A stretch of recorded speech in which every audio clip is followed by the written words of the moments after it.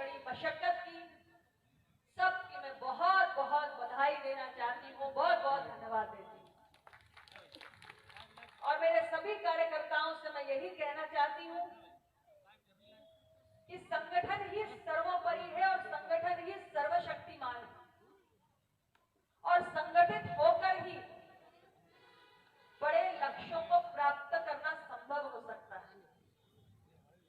इसलिए संगठन की ताकत को निरंतर पहचानते हुए, मन में रखते हुए, आपका हर एक कदम संगठन की मजबूती की दिशा में निरंतर आगे बढ़ता रहना चाहिए। इस संगठन की और समर्पित कार्यकर्ताओं की, निष्ठावान पदाधिकारियों की ऊर्जा और उनकी ताकत ही है कि अपना दल ने इतना लंबा सफर तय किया है और आज उत्तर प्रदेश के अंदर अपनी एक हैसियत बनाने का काम किया है। उत्तर प्रदेश की तीसरी सबसे बड़ी पार्टी बन गई। आज आप उत्तर प्रदेश के सदन में भी हैं।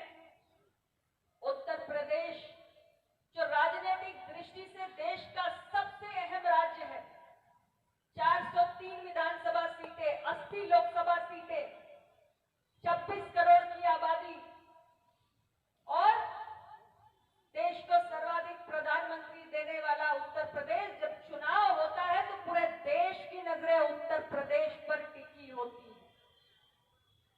और ऐसे उत्तर प्रदेश राज्य की विधानसभा में अपना दल के आज 13 निर्वाचित सदस्य मौजूद हैं, तो यह आप सभी कार्यकर्ताओं की मेहनत के कारण संभव हो पाया।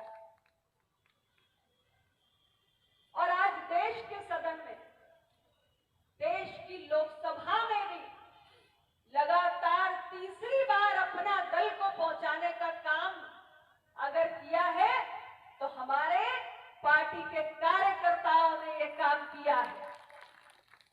और इसलिए अपना दल जिस मकसद से हमारे संस्थापक डॉक्टर सोनेलाल पटेल जी ने गठित किया, उस मकसद के लिए हम उत्तर प्रदेश की विधानसभा से लेकर देश की संसद तक संघर्ष करने का काम कर रहे हैं और निरंतर कर रहे हैं।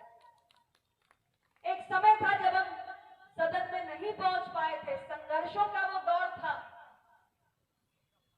लंबा दौर था, कठिन दौर था, बहुत चुनौतियां थी, बड़ी बड़ी घटनाएं हुई।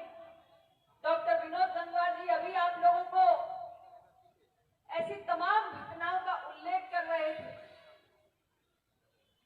बहुत सारे साथियों ने, जिन्होंने उस दौर को जिया है, वो आज भी हमारे साथ हैं, आज भी हमारे साथ हैं।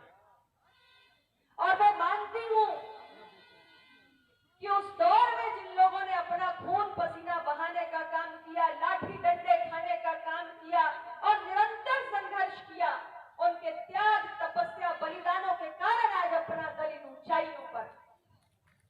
और हमारे नई पीढ़ी के कार्यकर्ताओं को, ऐसे सभी हमारे वरिष्ठ कार्यकर्ताओं से जो अब बुजुर्ग हो गए हैं, उनसे प्रेरणा लेने की आवश्यकता है। अपना दल ने उस वक्त भी वंचित शोषित समाज के मसलों को लेकर निरंतर आवाज उठाई और आज इतने वर्षों के कड़े संघर्ष के बाद जब हम राज्य की विधानसभा और देश की संसद में पहुंचे हैं, तब भी हम अपने कर्तव्य से 1 इंच भी पीछे नहीं हटे। और आप सब जानते हैं कि अपना दल निरंतर पिछड़े, वंचित, शोषित समाज के हक की लड़ाई लड़ने का काम करता है।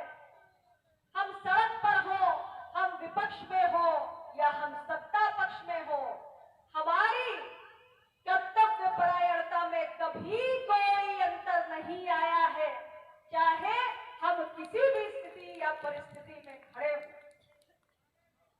और इसीलिए निरंतर हमने जब भी हमारे पिछड़ा दलित समाज के हक अधिकार की कोई भी बात आई तो हमने खुलकर मुखरता से अपने विषय को रखा। और उन विषयों को आप लोग तमाम टीवी, मीडिया, अखबारों के माध्यम से और हमारे कार्यकर्ताओं के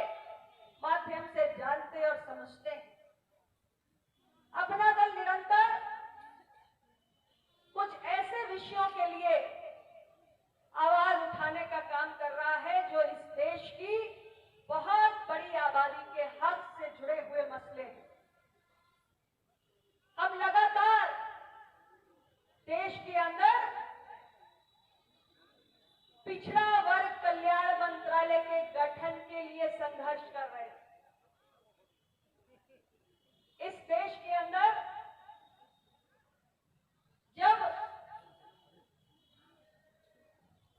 देश आजाद हुआ उस समय से लेकर आज तक लगातार